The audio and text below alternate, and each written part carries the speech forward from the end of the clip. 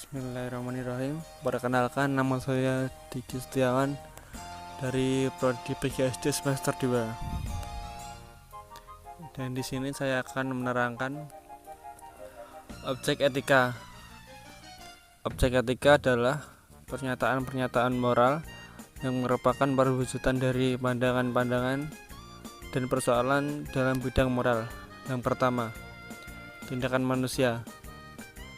Manusia dinilai manusiaan melalui tindakannya.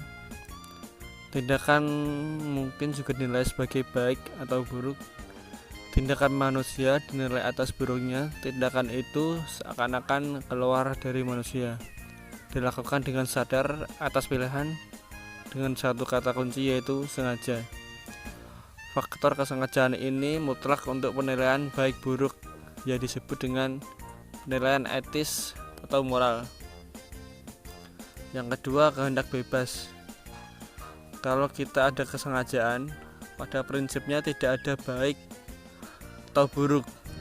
Kesengajaan ini minta adanya pilihan, dan pilihan berarti adanya penentuan dari pihak manusia sendiri untuk bertindak atau tidak bertindak.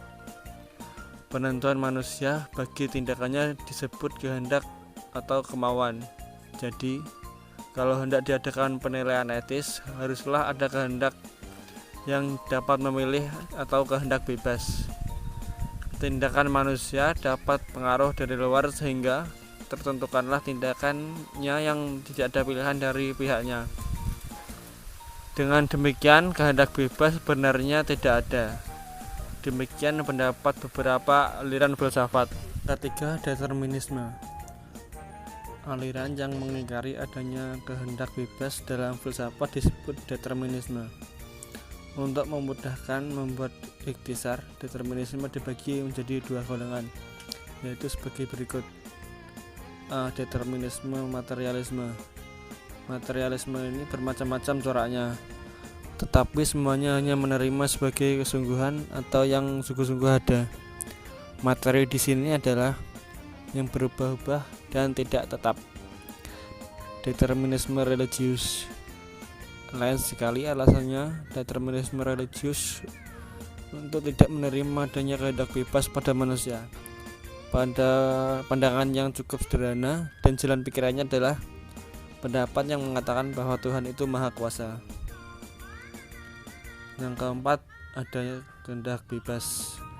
Terlebih dahulu harus dipahami manusia itu dalam tindakannya memang terbatas oleh kodratnya, yaitu kemanusiaan. Ia dapat melampaui batas itu. Ia mempunyai sifat yang sama dengan benda alam seperti gravitasi dan akan bertindak vegetatif dan sensitif. Jika dia memiliki sifat lainnya karena mampu berpikir, jika ia tidak tersesat dari tujuannya mencapai kebenaran.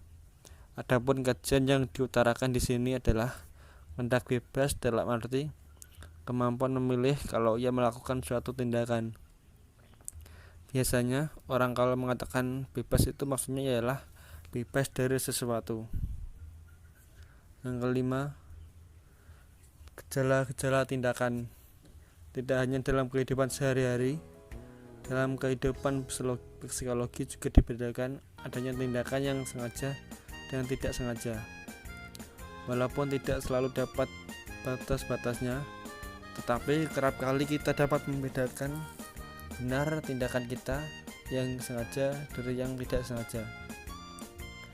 Dalam pergaulan bebas, kita pun membedakan tindakan sengaja dan tidak sengaja. Kesengajaan menjadi dasar penilaian terhadap kesalahan sesama kita. Hal ini ternyata jelas dalam pergaulan dalam masyarakat besar, terutama dalam pengadilan. Jadi salah tindakan tertuduh itu dihubungkan dengan tindakan yang disoroti oleh pengadilan. Yang keenam, penentuan istimewa. Jika dikatakan bahwa ada kehendak bebas pada manusia, artinya manusia dapat menentukan tindakannya, yaitu ia dapat memilih. Adanya kehendak bebas ini tentu saja tidak merugikan kemanusiaan Tuhan. Manusia memang terbatas, tetapi keterbatasannya itu justru yang mengistimewakannya. Ia melebihi makhluk lain di dunia sebab ada penentuan istimewa, yaitu ia dapat memilih. Dan sekian dari saya, terima kasih.